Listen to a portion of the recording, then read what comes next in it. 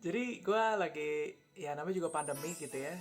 um, gue udah mengurangi kegiatan gue selama ini, sosialisasi juga kurang, dan gue selama ini pergi ke kantor sejam, pulang sejam, dan sekarang kebanyakan work from home. Jadi gue sebenarnya punya banyak spare. Gue udah nggak bisa lagi main basket karena gue, protokol gue agak keras. Gue udah nggak jalan-jalan, gue di rumah lah. Jadi apa yang bisa gue lakuin, gue bikin video. Jadi gue belajar gitu ya, gue mau bikin video konsepnya seperti apa. Jadi gue iseng aja bikinnya kayak begini gitu. Jadi ya gue mau bahas apa, gue mau bahas apa yang gue suka. Jadi yang gue bahas adalah mengenai apa yang gue suka. Itu gue suka banget tentang video games, gue suka banget tentang anime, gue suka banget tentang olahraga, gue suka banget tentang basket, gue suka banget tentang friendship, brotherhood, atau film-film yang menurut gue menarik. Jadi di channel ini gue akan ngebahas semua tentang itu gitu ya. Jadi perkenalkan, nama gue Ray. Dan belakangan ini 8 bulan terakhir hidup gue terinfuse banget sama game Slam Dunk Mobile. Dan dari game tersebut gue bikin sama teman-teman, bikin clan namanya Saiyan gitu ya. Dan nick gue jadi Saiyan Reza, which is gue bilang keren juga gitu ya. Jadi awal-awal gue bikin main game Slam Dunk Mobile tuh lumayan bikin gue lupa, agak covid sedikit gitu ya.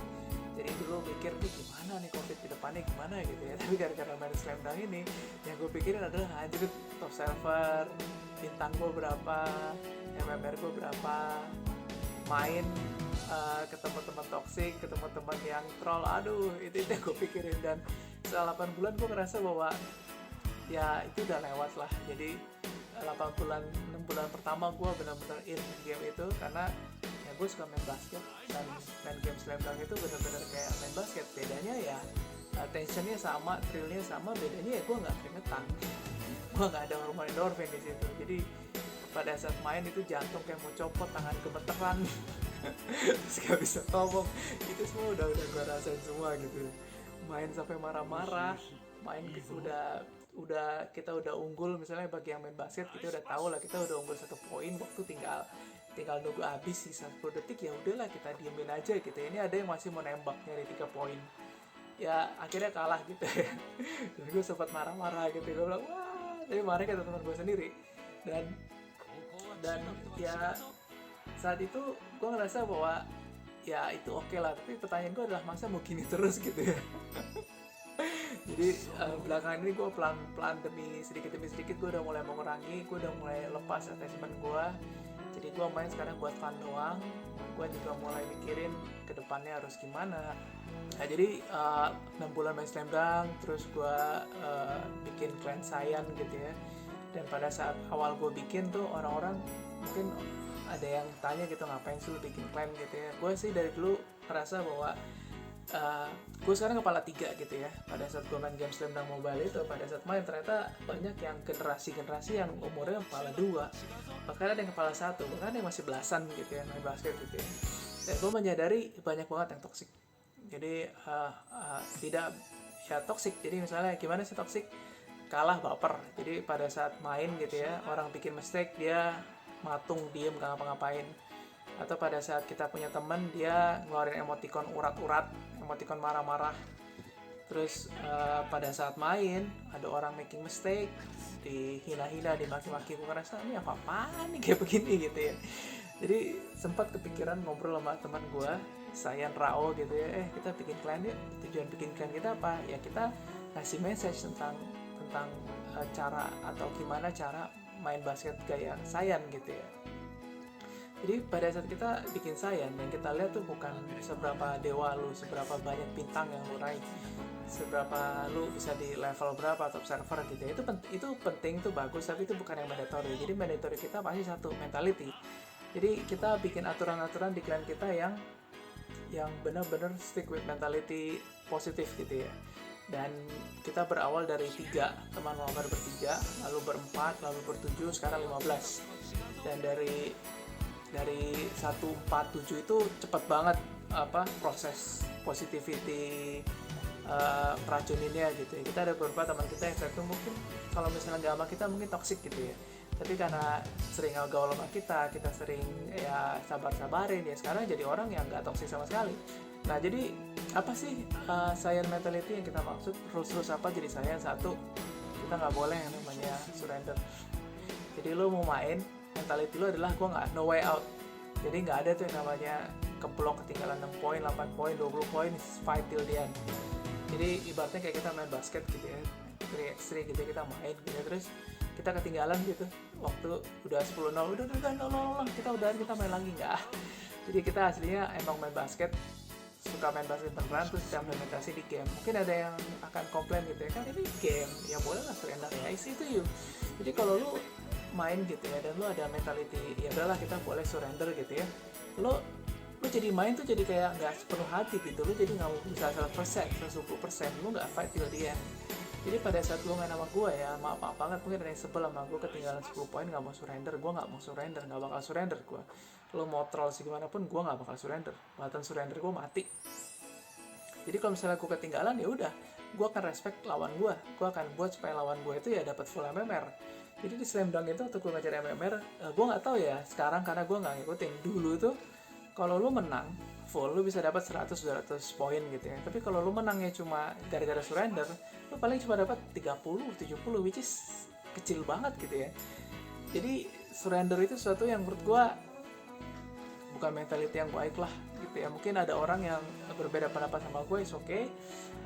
Beda pendapat itu suatu yang biasa. Kedua adalah kita nggak pakai emoticon buat ngeledek orang, ngina lawan, apalagi ngina teman sendiri. Jadi pada saat main Slam Dunk itu, jadi Slam Dunk itu ada sistem emoticon. Jadi kita ngeluarin kayak urat-urat, ada seru atau broken heart atau hati-hati gitu ya. Dan kadang itu digunain buat lawan gitu ya.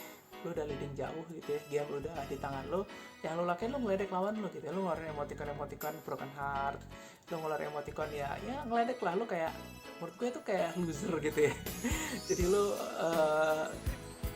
sok-sok jago, padahal lawan lu ya buat apa, itu tindakannya gak penting gitu kan. Atau yang lebih parah lagi, emoticon itu dipakai buat ngeledek teman lu sendiri. Jadi mungkin ada teman lu yang mungkin baru belajar, baru main, gak ngerti basket, atau mungkin dia lagi gak fokus gitu ya, sehingga dia taking back shot terus gitu ya, shot ke block, yang lu lakukan malah lu kasih hati. terus lo di Slam Dunk itu ada yang namanya quick chat, ada yang good job, nice shot gitu ya. Dan pada saat teman lo kena block, lo spam emoticon gitu ya, quick shot gitu, good job bro, nice shot bro. Maksud gue what the fuck man. Ya jadi hal-hal gitu yang kita nggak allow. Mungkin ada beberapa kita yang masih begitu, pelan demi pelan, sedikit demi sedikit kita nggak melakukan itu. Kenapa? Karena itu ngelatih diri lu sendiri untuk jadi loser gitu. Banyak orang nggak sadar definisi loser tuh. Loser itu bukan orang yang kalah. Jadi misalnya lu kalah ya udah, lu kalah udah, lu menang ya udah. Tapi pada saat lu menang dan lu ngina teman lu sendiri, pada saat lu menang kalah lu ngina lawan lu sendiri, ya itu bukan sportsman mentality gitu. Orang yang sportsman itu punya jiwa sportivitas. Jadi kalau lu emang lagi-lagi gue harus ulang ya, ini tuh game yang berbasis olahraga. Jadi ada olahraganya, ada gamenya. Jadi jangan yang bilang it's just a game. Nah, jadi emoticon nggak boleh, quick shot nggak boleh. Ketiga adalah kita suka yang namanya improvement. Jadi sebelum kita desain, kita sering main sama beberapa teman kita gitu ya. Ada yang dikasih tahu tuh bobel banget. Guys, lu tuh harusnya gini. Iya, gue tahu. Tapi lu tuh harusnya begini loh. Kan namanya game, kita kan harus improve gitu ya. Jadi kadang gue dikasih tahu, gue dengar, kadang gue ngasih teman gue juga dengar gitu ya. Jadi kalau misalnya lu adalah pribadi yang nggak mau dengar pendapat, lu akan susah improve. Jadi pada saat yang lain sudah level berapa, lu masih segitu aja. Jadi nggak bakal bisa bersaing.